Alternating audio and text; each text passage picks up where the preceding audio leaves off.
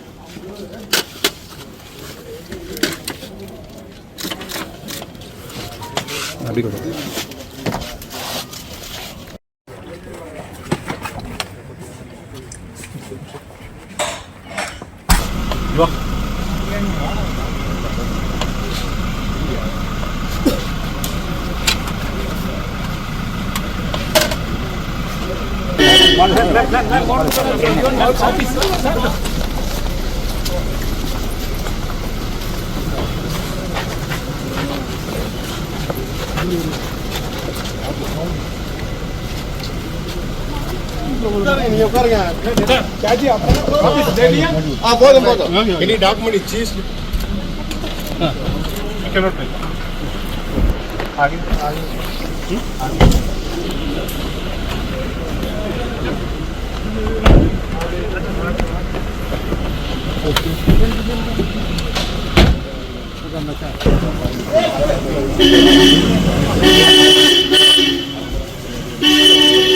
இது தவிர பணம் எதுவும் கைப்பற்றப்பட்டதா என்ற தகவல் உடனடியாக வெளியாகவில்லை. அதேபோல் எவ்வளவு கோடி ரூபாய் மதிப்பிலான ஆவணங்கள் கைப்பற்றப்பட்டன என்பதையும் அமலாக்கத்துறை அதிகாரிகள் சொல்ல மறுத்துவிட்டனர். அமைச்சர் நேரு வீட்டில் நடந்த அமலாக்கத்துறை ரெய்டு அரசியல் களத்தில் பரபரப்பை ஏற்படுத்தியுள்ளது. மாநில தலைவர் பதவி இருக்காது, ஆனா முழுசா களத்துல இருப்பேன். ரகசியம் உடைத்த அண்ணாமலை. அதிமுக பாஜ கூட்டணியை உறுதி செய்வதற்காக அண்ணாமலையை மாநில தலைவர் பதவியிலிருந்து மாற்ற பாஜ மேலிடம் முடிவு செய்துவிட்டதாக ஒரு வாரம் மேலாக தகவல் உலா வருகிறது. இதை கிட்டத்தட்ட உறுதி செய்வது போல் ஏற்கனவே 2 முறை பேட்டியளித்த அண்ணாமலை இப்போது 3வது முறையாக தொண்டர்களுக்கு அதிர்ச்சி தரும் தகவலை வெளியிட்டுள்ளார். மாநில தலைவர் பதவி பற்றி செய்தியாளர்கள் கேட்ட கேள்வியும் அதற்கு அண்ணாமலை அளித்த பதிலையும் பார்க்கலாம்.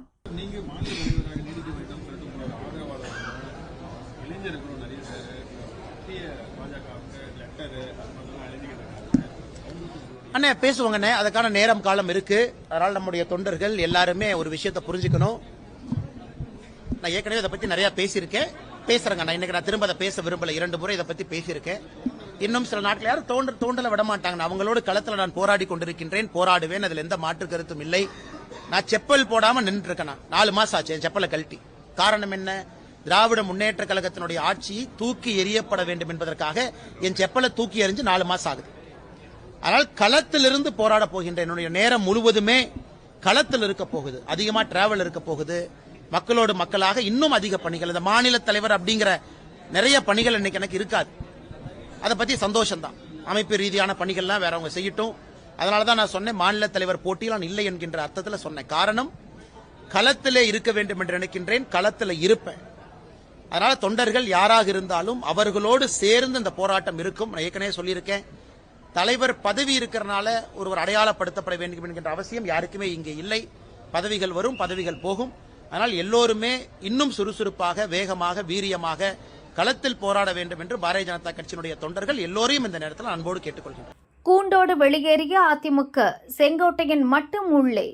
சிங்கிளாக என்ன பேசினார் KAS? அந்த தியாகி யார் என்ற வாசகம் அடங்கிய பேட்ஜ் அணிந்து சட்டசபைக்கு வந்த அதிமுக MLAக்கள் டாஸ்மாக் ஊழல் பற்றி விவாதிக்க கோரினர். சபாநாயகர் அனுமதி மறுத்ததால் பதாகைகளை ஏந்தி அமளியில் ஈடுபட்டனர். அவர்களை வெளியேற்ற சபாநாயகர் உத்தரவிட்டதை அடுத்து அதிமுக MLAக்கள் அனைவரும் வெளியேறினர். ஆனால் செங்கோட்டையன் மட்டும் சட்டசபைக்கு உள்ளே இருந்தார். தியாகி யார் பேட்ஜை அவர் அணிந்திருக்கவில்லை. அதனால் அவரை சபாநாயகர் பேச அனுமதித்தார். கவன ஈர்ப்பு தீர்மானத்தில் பேசிய செங்கோட்டையன், கோபிசெட்டிப்பாளையத்தில் சாய ஆலை கழிவுநீர் ஆற்றில் கலந்து மாசடைவது தொடர்பாக கோரிக்கை வைத்தார்.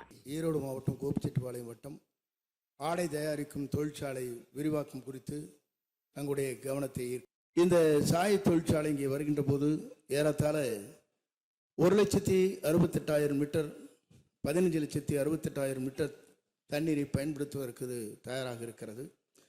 அதில் ப்ராசஸ் செய்ததற்கு பிறகு 45,000 லிட்டர் தண்ணீரை வெளியேற்றுவதற்கும் அனுமதி பெறுவதற்காக அவர் அந்த அனுமதியை பெற்றிருக்கிறார்கள்.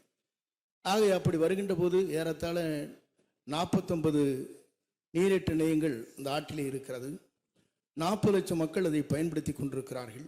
விவசாய நிலங்கள், கால்நடைகள், குடிநீர் போன்ற பல்வேறு நிலைகள் நின்று பார்க்கின்ற போது அது நச்சுத்தன்மை ஏற்படுகிற போது அதை குடிநீரை பயன்படுத்த இயலாது, விவசாயத்தையும் பயன்படுத்த இயலாது. ஆகவேதான் இதையெல்லாம் உடனடியாக முன்னனுமதி வழங்கப்பட்டிருக்கிற அந்த ஆலைக்கு உடனடியாக அதை ரத்து செய்ய வேண்டும் என்பதுதான் விவசாயியுடைய கோரிக்கை, குடிநீர் பருகின்ற ஏழை எமக்குடைய கோரிக்கை என்பதையும் நான் இந்த நேரத்திலே வலியுறுத்த விரும்புகிறேன். அவருக்கு பதிலளித்த அமைச்சர் தங்கம் தென்னரசு, தொழில்நுட்ப குழுவை அனுப்பி அவர்கள் அளிக்கும் பரிந்துரைப்படி நடவடிக்கை எடுக்கப்படும். மாசு கட்டுப்பாடு வாரிய அதிகாரிகள் நடவடிக்கை எடுக்கவும் அறிவுறுத்தப்பட்டுள்ளதாக கூறினார். செங்கோட்டையன் தாம் பேசி முடித்ததும் சபையிலிருந்து வெளியேறி தமது அலுவலகத்திற்கு சென்றுவிட்டார். ஏற்கனவே பழனிசாமி, செங்கோட்டையன் இடையே பனிப்போர் வலுத்து வரும் நிலையில் சட்டசபையில் செங்கோட்டையன் தனி ரூட்டில் செயல்பட்டது மீண்டும் கட்சிக்குள் சலசலப்பை ஏற்படுத்தியிருக்கிறது. ஒரு மகிழ்ச்சியான செய்தி.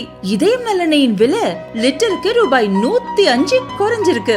செப்டம்பர் 2023ல 1 லிட்டர் இதயம் நல்லெண்ணெயின் அதிகபட்ச விலை ரூபாய் 503. ஆனா இப்ப 1 லிட்டர் இதயம் நல்லெண்ணெயின் விலை ரூபாய் 398 மட்டும்தான் தமிழ்நாட்டுல. அப்ப இனிமே எல்லாரும் இதயம் நல்லெண்ணெய் வாங்கலாம் இல்ல? தினமலர் திரை திருவிழா QR கோட் ஸ்கேன் பண்ணுங்க, கண்டெஸ்ட்ல கலந்துக்குங்க. Good bad ugly movie tickets வெல்லுங்க. Powered by cabin line date syrup. அரசு நிறுவனமான டாஸ்மாக் நிறுவனம் உச்சநீதிமன்றத்தை இன்றைய தினம் நாடி இருக்கிறது. அமலாக்கத்துறை தொடர்புடைய வழக்குகள் எல்லாம் வேறொரு மாநிலத்தில் உள்ள உயர்நீதிமன்றம் விசாரிக்க வேண்டும் என்று இன்றைய தினம் உச்சநீதிமன்றத்திலே மென்ஷன் செய்திருக்கின்றது. அதை குறித்து தான் நான் இந்த அரசுடைய கவனத்துக்கு கொண்டு வந்தேன். அதை இந்த அரசு அனுமதிக்கல. இன்றைக்கு சட்டப்பேரவைத் தலைவர்களும் அவை முன்னவர்களும் அவையிலே பேசுகின்ற பொழுது நீதிமன்றத்தில் வழக்கு நடைபெற்றுக் கொண்டிருக்கின்ற போது அது பொருள் குறித்து பேச வேண்டாம்னு சொல்றார். அது நாங்கள் ஏற்றுக்கிட்டோம், அதுக்குள்ளேயே நாங்கள் போகல. ஆனால் இன்றைய தினம் இன்றைக்கு டாஸ்மாக் நிறுவனம் என்பது அரசு சார்ந்த நிறுவனம். அந்த நிறுவனமே அரசின் சார்பாக உச்சநீதிமன்றத்திலே இந்த அமலாக்கத்துறை சம்பந்தமான வழக்கை தமிழ்நாட்டில் இருக்கின்ற உயர்நீதிமன்றம் நடத்தக்கூடாது, அதற்கு பதிலாக வேறு மாநிலத்துக்கு உயர்நீதிமன்றம் நடத்த வேண்டும் என்று இன்னைக்கு மென்ஷன் செய்திருக்க. அதைத்தான் நாங்கள் கேட்கின்றோம். அப்படின்னா அந்த அரசாங்கம் தவறு செய்கின்றது நிரூபணமாக இருக்குது. ஏன்னா எதுக்கு வேறு மாநிலத்தில் சுட்டி காட்டுறாங்க? எல்லா பகுதியிலுமே நீதிமன்றம் தானே. இந்தியாவுக்குள் இருக்கின்ற பல மாநிலத்திலும் உயர்நீதிமன்றம் இருக்குது. எங்கு விசாரித்தாலும் இதுதான் விசாரிப்பாங்க. ஆனால் தமிழ்நாட்டில் விசாரித்தா அவ்வப்போது தொலைக்காட்சியின் வாயிலாக, பத்திரிகையின் வாயிலாக இவர்கள் செய்த தவறு உடனுக்குடன் போய் சேரும். அதை மறைப்பதற்கு தான் இந்த அரசாங்கம் இப்படி தில்லுமுள்ளு வேலையை செய்திருப்பதாக நான் கருதுகிறோம். நாங்கள் வெளிநடப்பு செய்யும்போது திரு ஸ்டாலின் பேசுகிறார், நொந்து நூலாளி போன அதிமுக தொண்டர்கள் அந்த தியாகில் என்று கிண்டுகிறார். அதிமுக எப்பவுமே நொந்து நூலானது கிடையாது. எவ்வளோ பிரச்சனை நான் சந்திச்சுட்டு இருக்கிறேன், உன்னால் ஒரு பிரச்சனையும் சந்திக்க முடியுமா சொல்லுவாங்களா? நான் எப்பொழுது முதலமைச்சராக தேர்ந்தெடுக்கப்பட்டனோ அன்றிலிருந்து இன்று வரை ஆளுங்கட்சியாக இருக்கும் சரி, எதிர்கட்சியாக இருக்கின்ற சரி, ஊடக நண்பர்கள் என்னை விட்டு வைத்ததே கிடையாது, பத்திரிகை நண்பர்கள் என்னை விட்டு வைத்ததே கிடையாது. அது வார பத்திரிகை இருக்குது பாருங்க, அழகாக அப்பப்போ டைட்டில் போடுவாங்க. அதையெல்லாம் எதிர்கொண்டவன், எதற்கும் அஞ்சியது கிடையாது. நான் மட்டுமில்லை, அனைத்து இந்திய அண்ணா திராவிட முன்னேற்ற கழக அத்தனை தொண்டனும் எதற்கும் அஞ்சியது கிடையாது, நிர்வாகிகளும் அஞ்சியது கிடையாது. 1974 தான் கச்சத்தீவு இலங்கை அரசுக்கு தாரை வாக்கப்பட்டது. அப்போது யாருடைய அரசாங்கம்? திமுக அரசாங்கம். கொடுத்தது அவர்கள். இன்னைக்கு ஏதோ மற்றவர்கள் பழி போட்டு இவர் தப்பிக்க பார்க்கிறார். செஞ்சது பூரா தமிழ்நாட்டுக்கு துரோகம் செஞ்சது திமுக அரசாங்கம். நாட்டு மக்கள் அத்தனை பேருக்கு தெரியும். 4 ஆண்டு காலம் தமிழ்நாடு முதலமைச்சர் தானே இவரு. தமிழ்நாட்டு மக்களுடைய பிரச்சனை என்னன்னு தெரியாத ஒரு முதலமைச்சர் இந்த நாட்டை ஆண்டாத நாடு எப்படி இருக்கு என்பதை எண்ணி பாருங்க. 4 ஆண்டு காலம் மீனவர் துன்பப்படலையா? இலங்கை கடற்படையால் அவர்களை கைது செய்யப்படவில்லையா? அவருடைய படகுக்கு சேதம் விளைவிக்கலையா? அப்பொழுதெல்லாம் இந்த முதலமைச்சருக்கு நானும் அதையும் இல்லை. ஏன்னா அடுத்த ஆண்டு தேர்தல் வர இருக்குது. அதை மையமாக வைத்து பல அறிவிப்புகள் வெளியிட்டிருக்கார். இப்போ இருக்குது 9 மாதம். இந்த திராவிட முன்னேற்ற கழக அரசுக்கு இருக்கின்ற ஆயுள் காலம் 9 மாதம். இந்த 9 மாதத்தில் என்ன திட்டத்தை கொண்டாந்து நிறைவேற்ற முடியும்? இந்த எந்த அறிவிப்புமே நிறைவேற்ற முடியாது. எல்லாம் அறிவிப்போடு போயிடும். வெற்று அறிவிப்பு தான். மீனவருடைய வாக்குகளை பெற வேணும். அதற்காக இப்படிப்பட்ட ஒரு நாடகம். அது மட்டும் இல்லை, இன்றைக்கு மத்திய அரசு மீது பழி போட்டுட்ருக்கிறார். 16 ஆண்டு காலம் மத்தியில் ஆட்சி அதிகாரத்தில் இருந்த ஒரே கட்சி தமிழ்நாட்டில் திமுக கட்சி தான். அப்படி 16 ஆண்டு காலம் மத்தியில் ஆட்சி அதிகாரம் இருக்கும்போது இந்த மீனவர் பிரச்சனை இவருக்கு தெரியாதா? மீனவர் படுகின்ற துன்பம் இவருக்கு தெரியாதா? அப்பொழுது அதிகாரம் இருக்கின்ற பொழுது ஏன் நீங்கள் அதை செயல்படுத்தவில்லை?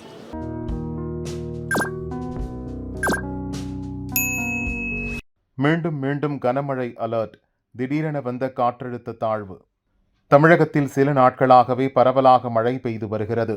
குறிப்பாக கன்னியாகுமரி, தென்காசி, தேனி, கோவை உள்ளிட்ட மேற்கு தொடர்ச்சி மலையை ஒட்டிய மாவட்டங்களில் நல்ல மழை பெய்கிறது.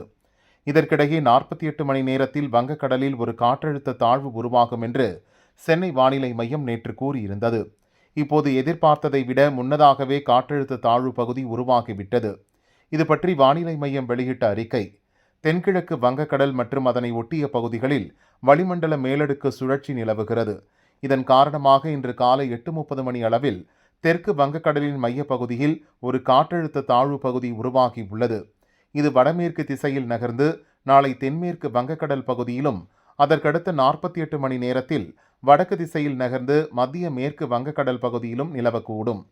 இன்னொரு பக்கம் தென்கிழக்கு வங்கக்கடல் பகுதியில் இருந்து தென்மேற்கு வங்கக்கடல் வழியாக தென் தமிழகம் வரை ஒரு வளிமண்டல சுழற்சி நிலவுகிறது.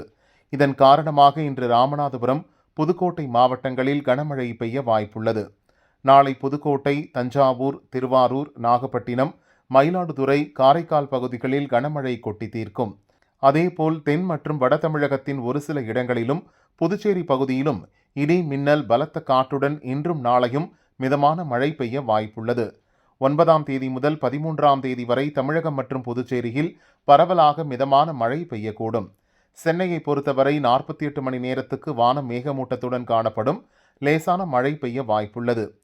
இன்று மதியத்துடன் முடிந்த 24 மணி நேர நிலவரப்படி அதிகபட்சமாக கன்னியாகுமரியின் பெருஞ்சாணி, புத்தனணை, மதுரையின் எழுமலை பகுதிகளில் 80 மில்லிமீட்டர் மழை பதிவாகியுள்ளது. இது தவிர மதுரையின் கள்ளிக்குடி, உசிலம்பட்டி, கரூரின் அரவக்குறிச்சி, தேனி சண்முகா நதி, விருதுநகர் காரியாப்பட்டி பகுதிகளிலும் கனமழை பதிவாகியுள்ளது என்று வானிலை மையம் கூறியுள்ளது. 2 உயிரை காவு வாங்கிய பேய் மழை கோவை, திருப்பூரை புரட்டி எடுத்தது. கோவை, திருப்பூர், ஈரோடு, சேலம் சுற்றுவட்டார பகுதிகளில் ஞாயிறன்று இரவு பலத்த காற்றுடன் கனமழை பெய்தது. கோவை காரமடை சுற்றுவட்டார பகுதிகளான வெள்ளியங்காடு, கண்டியூர், சாலைவேம்பு, பணப்பாளையம், புதூரில் சூறாவளி காற்றுடன் பலத்த மழை பெய்தது. இதனால் அங்கு பயிரிடப்பட்டிருந்த 5000த்திற்கும் மேற்பட்ட வாழை மரங்கள் முறிந்து சேதமடைந்துள்ளது.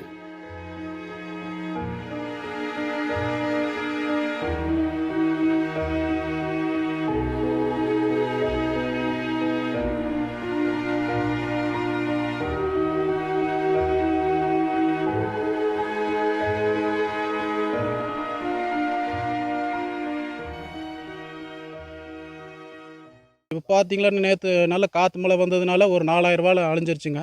எல்லாம் அறுவடைக்கு வர ஸ்டேஜுங்க. இப்போ பார்த்தீங்கன்னா ஒரு வாழைக்கு நம்ம விவசாயி ஒரு 200 இது பண்ணியிருக்கிறாங்க. இப்போ பார்த்தீங்கன்னா அதில் ஒரு 8 லட்ச ரூபா பக்கமாக விவசாயிகளுக்கு லாஸுங்க. இது பார்த்து தமிழ்நாடு கவர்மெண்ட்டு, சென்ட்ரல் கவர்மெண்ட் பார்த்து ஒரு விவசாயிகளுக்கு ஏதோ ஒரு இழப்பீடாட்டம் கொடுத்தா விவசாயிகளுக்கு கொஞ்சம் ஆறுதலாக இருக்குங்க. திருப்பூர் நகர பகுதியிலும் அவினாசி ரோட், திருமுருகன் போண்டி பகுதிகளிலும் பரவலாக மழை பெய்தது. இடியுடன் பெய்த கனமழையால் ஞாயிற்றுக்கிழமை பரபரப்பாக காணப்படும் ரோட்டோர கடைகள் மூடப்பட்டன. வடமாநில தொழிலாளர்கள் பெரும்பாலும் ஞாயிறு மதியத்துக்கு பிறகே பர்ச்சேஸ் செய்ய வருவர். அதற்காக ரோட்டோர கடைகள் அதிகம் திறக்கப்படுகிறது. வழக்கம் போல ரோட்டோர கடைகள், காதர்பேட்டை கடைகள் திறக்கப்பட்டிருந்த நிலையில் திடீர் கனமழையால் கடைகள் மூடப்பட்டது. பூமலூர், வஞ்சிப்பாளையம் ஆகிய இடங்களில் 4க்கும் மேற்பட்ட மின்கம்பங்கள் முறிந்து விழுந்தன. இதனால் மங்கலம், திருப்பூர் சுற்றுப்பகுதிகளில் 2 மணி நேரம் மின்வெட்டு ஏற்பட்டது. பாச்சாங்காட்டுப்பாளையம் பகுதியில் மின்கம்பி அறுந்து விழுந்ததில் சாயப்பட்டறை ஊழியர் மின்சாரம் தாக்கி சம்பவ இடத்திலேயே இறந்தார்.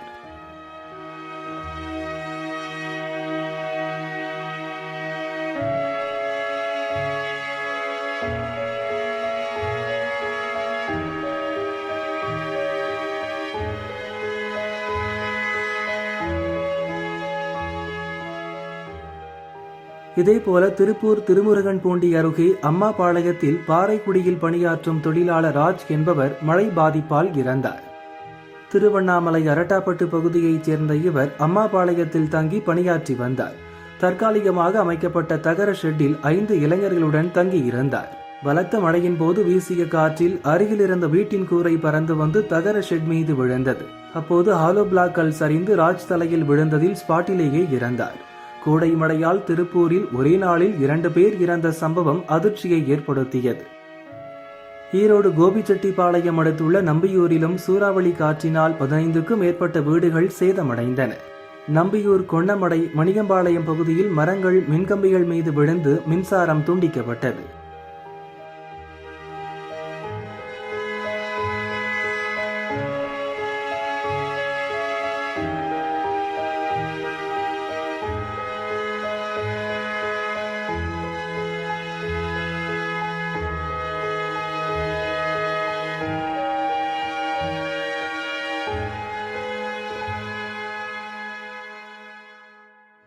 இதேபோல சேலம் எடப்பாடி அருகே வீரப்பம்பாளையம் புதூரில் கனமழையுடன் கூடிய காற்றால் 2000 வாழை மரங்கள் அடியோடு சாய்ந்து சேதமானது.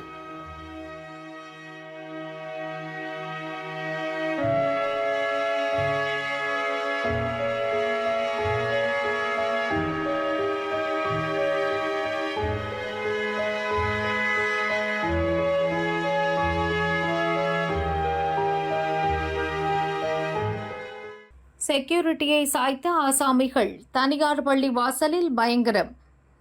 திருப்பத்தூரில் சம்பவம், மாணவர்கள் அதிர்ச்சி. திருப்பத்தூர் மாவட்டம் வாணியம்பாடி ஷாகிராபாத் பகுதியைச் சேர்ந்தவர் இர்ஃபான், வயது 40. வாணியம்பாடியில் உள்ள தனியார் பள்ளியில் செக்யூரிட்டியாக வேலை பார்த்து வந்தார். இன்று காலை சைக்கிளில் பள்ளிக்கு வந்தார். பள்ளி முன் சைக்கிளை விட்டு இறங்கி தள்ளிச் சென்ற போது இருசக்கர வாகனத்தில் 3 மர்ம நபர்கள் வந்தனர். பயந்து ஓட முயன்ற இர்ஃபானை விரட்டி சென்று தாக்கி கீழே தள்ளி சரமாரியாக கத்தியால் குத்திவிட்டு தப்பி ஓடினர். சில நொடிகளில் நடந்த இந்த சம்பவத்தால் அந்த பகுதியில் இருந்தவர்கள் அதிர்ச்சியில் உறைந்து போனார்கள். பள்ளி துவங்கும் முன் கொலை சம்பவம் நடந்ததால் உடனடியாக பள்ளிக்கு இன்று விடுமுறை அறிவிக்கப்பட்டது. வாணியம்பாடி நகர போலீசார் இர்ஃபானின் உடலை மீட்டு பிரேத பரிசோதனைக்காக வாணியம்பாடி அரசு மருத்துவமனைக்கு அனுப்பி வைத்தனர். வாணியம்பாடி டிஎஸ்பி விஜயகுமார் விசாரணை நடத்தினார். சிசிடிவி கேமராக்களை ஆய்வு செய்து கொலையாளிகளை தேடி வருகின்றனர். முதல்கட்ட விசாரணையில் தனிப்பட்ட முன்விரோதம் காரணமாக கொலை நடந்திருக்கலாம் என போலீசார் சந்தேகிக்கின்றனர். இர்ஃபானுக்கு மனைவி, 3 குழந்தைகள் உள்ளனர். சாலையோரத்தில் டென்ட் வீடு அமைத்து வசித்து வந்தார். குடும்ப கஷ்டத்தால் மனைவி அரபு நாட்டில் வீட்டு வேலைக்காக சென்று விட்டார். இவர் 3 குழந்தைகளை கவனித்துக் கொண்டு வேலைக்கும் சென்று வந்தார். அவர் வீட்டை சுற்றியுள்ளவர்களிடம் போலீசார் விசாரணை நடத்தினர். மனைவி வெளிநாட்டில் இருக்கும் நிலையில் இங்குள்ள ஒரு பெண்ணுடன் இர்ஃபானுக்கு தொடர்பு ஏற்பட்டுள்ளது. அந்த பெண்ணின் வீட்டு காம்பவுண்ட் சுவர் ஏறி இர்ஃபான் உள்ளே குதித்துள்ளார் எனவும் விசாரணையில் தெரியவந்தது. இதனால் ஏற்பட்ட முன்விரோதத்தில் இர்ஃபான் கொல்லப்பட்டிருக்கலாம் என போலீசார் சந்தேகிக்கின்றனர். அதன் அடிப்படையில் போலீசார் விசாரணை நடத்தி வருகின்றனர். பள்ளி கேட்டில் செக்யூரிட்டி குத்தி கொல்லப்பட்ட சம்பவத்தை அறிந்து மாணவ மாணவிகள் அதிர்ச்சியடைந்துள்ளனர்.